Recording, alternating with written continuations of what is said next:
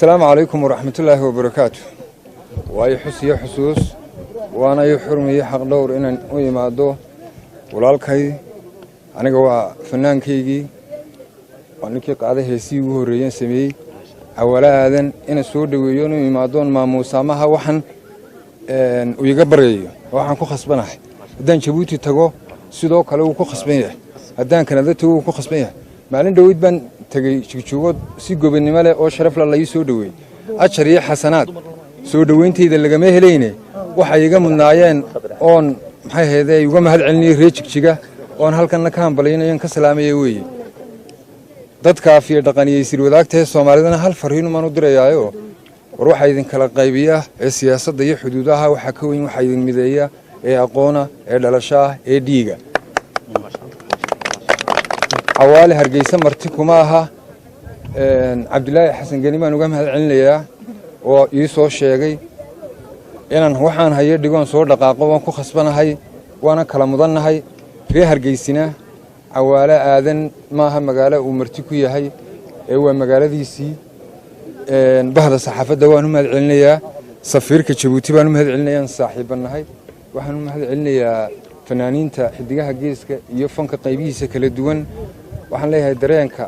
iyo shucuurta ku soo dhaweyseen cawaale waa mid fanku abaalka idinka hayo ee maaha mid cawaalo kaliya idinka hayo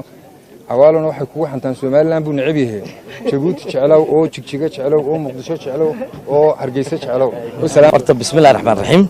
waa idinka mahad celinaya dhamaantiin soo dhaweynta qaaliga ah kulli hadal badan de saxaabtii ba dhamaysay laakiin runtii in mudaaba waan soo socday oo hargeysa waan ku taaminaa nimaado waana magaaladeedii waxaanan aaminsanahay kulli xilligan ka heesay de imika ma ahayn oo waxa weeye taasi taariikhda ku jirta inaan mar labaad u soo noqdana de waan ku qasbanahay oo waa magaalo fankayga abaal weyn ku leh fanka Soomaaliyeedna abaal weyn ku leh kulli de anigu nin fanaan aan siyaasi may kulli aniga fankayga waxa u roon inaan ummadda Soomaaliyeed oo dhan u heeso Somaliland iyo jamhuuriyadda Somaliland iyo macaasimadeeda Hargeysa waxay laf dhabar ka tahay ummadda Soomaaliyeed fankaygana laf dhabar bay ka tahay de kulli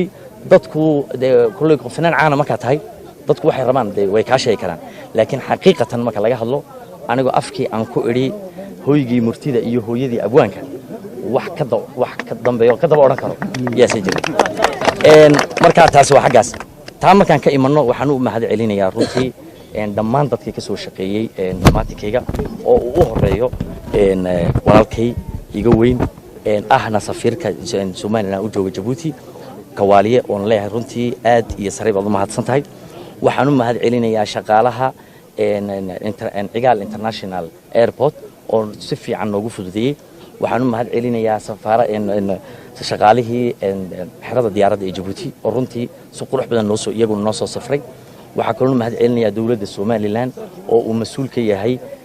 madaxweynaha Muuse Biixi Cabdi iyo madaxweyne ku-xigeenkiisa Saylici oo runtii shaqo qurux badan iyaguna nala qabtay waxaa kaloo mahad celinayaa dawladda Djibouti oo si fiican noo soo safarkaas noogu soo dirtay runtii aanu de fanaan waanahay laakiin haddana kulli bulshada isku xiristeeda fanaaniinta ayay shaqadooda tahay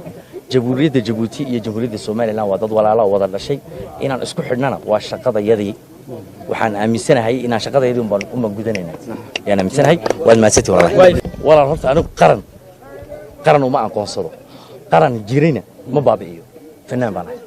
siyaasi ma ihi meel qaran lagu yagleelo ama qaran lagu sameeyo waligeed ma fadhiisan shirar qaran waligeed ma fadhiisan siyaasi ma ihi qaran ma burburiyo ma garanaysaa ma ihi jabhad ma ihi nin fanaan aan ahay Soomaaliland waa wadankaygi cid iga xigtana ma jirto laakiin waxaan ku sheegayaa adigaaba afkaaga kiid waa lagu xantaa de waa laygu xantaa lagu ma xariiro ka soo hor baxsan doona mise waad ka gaari doontaa waan ku soo gaaray walaalkay cawaale aadan dehay aad baan soo dhaweynayaa waxaan aad iyo aad u jeclay kulay wala hadlay oo abaan xasan salabaan xul baa hadlay marka waxaan jeclay cawaale ku soo dhawow dalkaagii hooyo waa halkaad u qaaday heestii hooyigii murtida iyo hooyadii abwaanka